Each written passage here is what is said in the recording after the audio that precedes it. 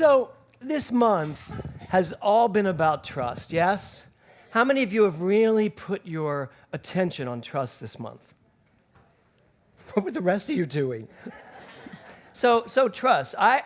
Whenever I give a theme, I spend the month really working on what is it that I need to know about trust. And one of the things that's come up for me this month is that the challenge with trust comes from looking out in the world and linking our trust to those facts. Anybody have an issue with that?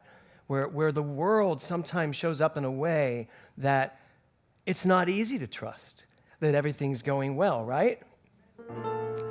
I look around and I wonder, what's it all gonna mean when the world shifts another inch that way instead of leaning back in between? Could it all just be tumbling backwards? Could we all just be losing our way? Or do we just need to stand back, thank you, a little bit further? And if we do, what do we see? What do we say? What do we say when we see that it's all quite perfect? What do we say when we get it? It's just doing its thing. What do we say when we know what we've just been wasting time with this irrational game of playing chess without a king? What do we say when we get it? That it's just the way it goes, that it's always been the same through time and eternity. What do we say when we get it? That we've always had the key. The door was open, but they told us we should wait on bended knee. What do we say to that? What are we gonna say to that, huh? What are we gonna say when we wake up and realize that everything we've been talking about, everything we've been studying is actually true? My life has always been uphill battles. Make some money, keep it going, take whatever snake rattles. But there comes a time when all of that is just too much. So you dig inside and search for something real to touch. You start to get it, you should trust what you know, not what you see. We are not the worms of dust, not even close, not you and me. We are more than we've been told. We are passion, fire, flame. And it's time to come out shouting, time to call it by name. I am love. I am light. I am good. And I'm no longer putting up a fight. No, I am peace. I am joy. I am everything and everyone. I am girl, I am boy, I am love. So, if I'm love, then that means that everything in me is constantly moving me into that place. Like Brian, he's not looking at any music, it's just something flowing through him as he passes it to Robbie, who you can see is not looking at music. He's not even paying attention to me. Yeah, he's just knowing what God is. What do you say when you get it, that it's just the way it goes? What do you say when you get it, that it's just the way it goes? What do you say when you know that you get what you've been given?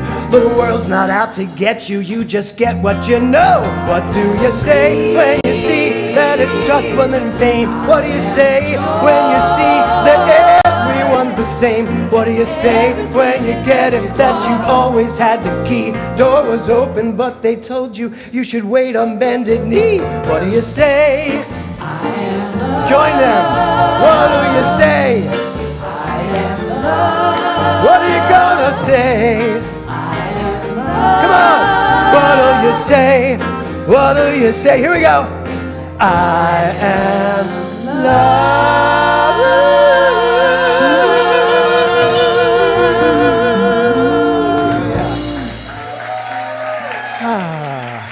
Well done, everyone. Well done. I know, right? This morning at rehearsal, I said, why do I write songs with so many lyrics? So, at the beginning of this month, when I used trust, I decided I would write a song for trust. And I would trust that that song would come. And the funny thing is, it came very quickly. And I wrote this song probably 4 weeks ago. Luckily, there were 5 weeks in this month. And what I said to Barbara was, I wrote it, but it has so many lyrics. And you know, it's just a lot of stress to get up there and try to remember all those lyrics, because I really don't like to use a cheat sheet. And so, Barbara was so great. She probably doesn't remember that. In that moment, she went, I'm sorry, what's the theme of this month? And I was like, trust, I get it, trust, trust. So I went through the month memorizing little by little by little. And I almost sang every lyric today. I missed about 5 words. So that's not bad. So the title of my talk today is called Get with the Program. How would you all like to, oh, that's great, Jonathan. I never know what picture they're going to put up. Get with the program. So here's one of the lyrics. Eventually you start to get it that you should trust what you know, not what you see. How many of you can say that you actually trust your instincts, your intuition? You trust what you know, what you've been hearing for years in this science, in this teaching, that you trust what you know and that you are not at all influenced by what you see. 100%. How many of you are there? Good, because if one of you raised your hand, I was giving the stage to you. Yes. So we're not there yet. We still allow what goes on in the world to influence us. We still allow what goes on in our world to influence us. We still allow what has gone on in the past to influence us. How many of you are still dealing with stuff from the past? Anybody? Yeah, so we still allow that to influence us. Well, one of the things I'm starting to understand is that the past never really leaves. We all have this amazing memory. Ernest Holmes calls it the seat of memory. It's where everything resides. Every thought that's ever been thought by you, every memory that you've had, every incident, every situation, every success, every failure, it's called the seat of memory. In this teaching, for years and years and years and years and years, it was taught and expected that we would be able to erase those things that no longer served us and to create and pick up the things that we want to live. Well, I'm here to tell you today, it doesn't work that way. All of that is available. All of that is still intact to the degree that you focus on it, to the degree that you take your attention and put it on it. Same thing goes with what's in front of you. You can look at the world that you're living in, see everything that's going on, and allow yourself to become preoccupied with what it is, or you can trust what you know. Now, that becomes the big thing. What do you know? So that's what we teach. There is something in you that knows what you need about everything. How many of you feel good with that? Doesn't everybody love the idea that there is something in them that knows everything they could ever possibly know about anything they could ever think? Does that work for you, Leslie? Yes, okay. Anybody that doesn't work for? Good, so we're all in a good place. So now comes the question, do you believe that? I get that you know that. And I get that you've been hearing that for years. From minister after minister, teacher after teacher, philosopher after philosopher, that this is the truth. Well, if it's the truth, and I believe it is, and I believe it 100%, and I live it 100%, I should never be affected by what's going on around me. I should always be able to influence what's going on around me by what I believe, what I know. That's the teaching we're in. That's the science we're in. That's the ability we innately have to live our lives from the inside out. So if you're sitting here today with anything at all that is somehow influencing you, somehow has a grip on you, somehow has you in a position of believing that there's power in any of it, I am here to relieve you of that belief. Good, you good? Now, here's the caveat. The caveat is that you got to get with the program. You have to get with the program. This is a very amazing program called The Science of Mind. Once we know what we know, once we learn what we learn, once we are clear about who we are, it's now time to step into that. How many times have you known, absolutely know who you are, and then hear yourself talking exactly the opposite? Anybody? Like, I know what I know. Like that day when I was having the little heart issue and I was in the waiting room of St. Joseph's Hospital. I told you that last week, I told you all? Yeah, and that was me not knowing what I know and acting out in a way that I believed something that was going on. Just so you know now, my blood pressure now is at an all-time low. My blood pressure is like, what was it yesterday? Because they make me check it every day now. My blood pressure yesterday was 97/74. I was like, oh my God, I'm dying. I'm going backwards. And I walked in, I said, Kevin, I said, my blood pressure is 97. He goes, you do know that's normal, right? He said, that's normal. I said, well, it did say normal on it, but I really questioned that. So that's the thing. How much are you questioning what you really know and putting your faith in what you see? Because Jay's right. It's about faith. What are you going to decide to have faith in? So one of my lyrics was, what do we say when we see that it's all quite perfect? Here's a thing that gets into a lot of trouble for people. So yesterday, I'm at this baby naming service, and you'd think politics wouldn't come up at a baby naming ceremony. I never stay at these things. I usually go, I show up just on time, I do the service, I say thank you, and I leave. But this time, I stayed, and somehow, within a half an hour, I was in an entire political conversation between a husband and a wife, one who was a Democrat and one who was a Republican, and wanting to know what I thought. Can you even imagine? And I was like, well, I will tell you what I think. And I said, what I honestly think is you're both right. You both followed your heart, your instincts. You voted for who you believed in. And what I believe is that it's all good. Only good can come out of this. That life will always unfold to its highest and best. And these two people looked at me like I was an alien. They were like, what? Especially the Democrat. He was like, you're telling me that her voting for someone that I think is just, he said, that's good? I said, I didn't say that. I said that from whatever we do, the good is always going to unfold. You can take a circuitous route to it, but it's always going to unfold to the highest and the best. So, what do we say when we see that it's all quite perfect? You are being told in this philosophy that life is perfect. There's always good. That we are always unfolding to our highest and our best. How can anything ruffle your feathers if you believe that? Now, that doesn't mean you don't still actively support what you believe. You know, so we were talking, they said, well, who did you vote for? As if I would tell them, and as if they didn't know. I said, well, here's what I said. I said, well, you know, I'm a gay man with children living in California. I said, I'll leave that up to you to decide who I voted for. I said, but I got to tell you, I think it is so important for people like me to stand up and say, if we're not coming from love, we're part of the problem. If we are not loving every aspect of what is going on from a higher perspective, then we're just jumping into the mud and wrestling around with all the effects. That's not who I am. I know who I am. I am God. I am that expression of the divine that always knows and always has faith and belief that my life is unfolding perfectly. That's my already established premise of life. Life unfolds perfectly, and I'm in it, so my life is unfolding perfectly. Even when I'm looking at stuff and saying, oi, this is my life unfolding perfectly, what does the answer have to be? Yes. That was really strong.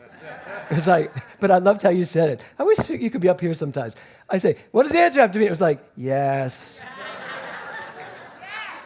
And that's the truth. But that's how we feel most of the times, like, yes. Even this is God. I get it. I totally get it. So, what do we say when we see that life, that it's all quite perfect? What do we say when we get it? It's just doing its thing. What do we say when we see that we're just wasting time with this irrational game of playing chess without a king? You might have missed that lyric by the way I jumbled it. So I sang this for my husband, Kevin, and he was like, okay, what does that line mean? in a rational game of playing chess without a king. It got a great conversation out of us. He was like, so what does that lyric mean? I said, it's very simple. I am God. But there's so much of my life when I live my life not from that perspective. It's like playing chess without a king. And there's no reason to play the game. There's no reason to do it. Because without the king, how do you know you've won? You just don't. And in my game of chess, the king can't be taken. You can't lose your king. And yet, don't we do that in life all the time? How often do you take your God self, put it aside, and go, and now I'm just going to get involved? How many of you? We used to call that stepping off of principle, but you can't step off of principle because principle is just the universe doing whatever you tell it to do. It never stops. So let's lose that expression, stepping off of principle. Let's pick up dropping your king. Because that's the case. Somewhere along the line, you have stopped dropping your king. You have stopped being the king of your life. You've stopped knowing who you are. So that's what that line means to my husband who's in Las Vegas listening. So the title, Get With the Program. It really means get with the program of understanding who you are. Get with the program of once you understand who you are, living from that. Get with the program, as the Bhagavad Gita says, of if you want prosperity in your life, stop entertaining lack. If you want health in your life, stop entertaining dis-ease or anything else. How many of you ever hear yourself wondering if you're catching something? How many times this week I've heard, I think I'm catching the flu. And my answer is always like, well, don't catch it. And that's just simple, isn't it? Don't catch it. Nah. And by the way, I have predicted the Dodgers series. Everybody in my class knows, is this not going, where's my Wednesday night class? Is this not going exactly as I said it would? I said they're going to go, they're going to lose the last game, they're going to go there, they're going to lose the first game, they'll win the second, come back to California, and win the World Series. Now, what happens if I'm wrong? No, when you look at this, what happens if I'm wrong? That's what my intuition is telling me. And everybody in my class was really angry because I kept saying, especially Steve, who in class, by the way, I refused to stop teaching during the World Series. So in class, there's Doug Draper in the back with a phone next to him. There's Steve Brabant from Arizona on the camera, and he stays with us. I go, Steve, where are they? 3-1. Okay, moving on. So that's kind of how we're doing Ernest Holmes. That's Ernest Holmes then and now. Yeah. But I said to them, I said, guys, look, the Astros are winning tonight. And everybody it was like they turned on me. They were like, don't do that, as if I myself could make that happen. Don't ever think you are not powerful. So they did, they lost. And I said, and just so you know, they're losing the first game in Houston too. I said, it's race consciousness. They are stepping off of a loss into their home where their people are going nuts for what's going on. Race consciousness plays a huge part in your life. You don't know it, but the world around you is impacting itself on your mind, and sometimes you succumb to it. And I just had a feeling the Dodgers were going to succumb to the race consciousness of that stadium. I was doing so well. Into the race consciousness of that stadium and maybe not do their best. Maybe they had some questions in their mind. But then I knew that as soon as they lost, and if they lost the next one, they lost for good, I knew they would really rally. And they would just go, I don't care where we are, do it, now. And there you go, that was last night's game. And that's as much sports references you will ever get from me. Yeah. But race consciousness is a big part of this. Get with the program. Stop letting the world run your life. Stop letting what's going on all around you run your life. Be willing to be the one person that stands up and says, no, I actually know who I am, and I know the truth here. I don't care what everyone else thinks. I've kind of been that person my whole life. You know what they usually call that kind of a person? A renegade. You know who was a renegade? Jesus. Ernest Holmes was a renegade. Martin Luther King was a renegade. I think Barack Obama was a renegade. I think Michelle Obama's really a renegade. I also think Donald Trump is a renegade. Like it or not, There are people that stand up and just say, here's what I know. That's who we all get to be. And Ernest Holmes said, just show me one person who's willing to stand up and say, I know who I am, and I know what this world is all about. And you will see, as he said, the next Jesus, the next Buddha, the next whatever. But you are that. I am that. So I want to end with Steve Jobs' quote that I used at the beginning of this month. And it's this: you can't, actually, he says, you can't connect the dots looking forward. You can only connect the dots looking backwards. So you have to trust that the dots will somehow connect in your future. You have to trust in something. Your gut, destiny, life, karma, whatever. And then he says, this approach has never let me down, and it has made all the difference in my life. So my question to you is, what do you trust? What do you trust in? Where do you put your trust? As Jay said, faith. Where do you put your faith? If you truly put your faith in what this philosophy stands for, your life will transform. That's the truth. It has transformed my life. You know, someone was saying to me, we just lived through 9 months of a house renovation. And someone said, how'd your marriage go? And I said, you know what? Really well. I said, because I refused, and Kevin refused, we refused to let all the stuff that was going on interfere with our love for one another. Consciously, we made that choice. Because people all around us were saying, you know, this is when people divorce, when they renovate their house. I was like, that's not happening. We'll just buy a new house. So really, what do you have faith in? Where do you put your trust? It's a very important question to ask after these 5 weeks of this. And here's the answer. You have got to trust yourself. You must put your faith in you. Husbands cannot put their faith in their wives. Wives cannot put their faith, I'm using the two of you, in their husbands. Both of them can't put their faith in their marriage. They must put it in themselves first. That's what I say at weddings when I do them. You know, the oak and the willow do not grow in one another's shadow. They grow with their own roots in their own space, and then they provide shade for the other. Same thing with the baby yesterday when I read from the prophet. These are not your children. You have them for a short while. You don't even get to give them your thoughts. They have their own thoughts. So you must decide. It's the power of decision. You must decide to trust you. You must decide you have the answers. You must decide that you will know what to say when you need to say it.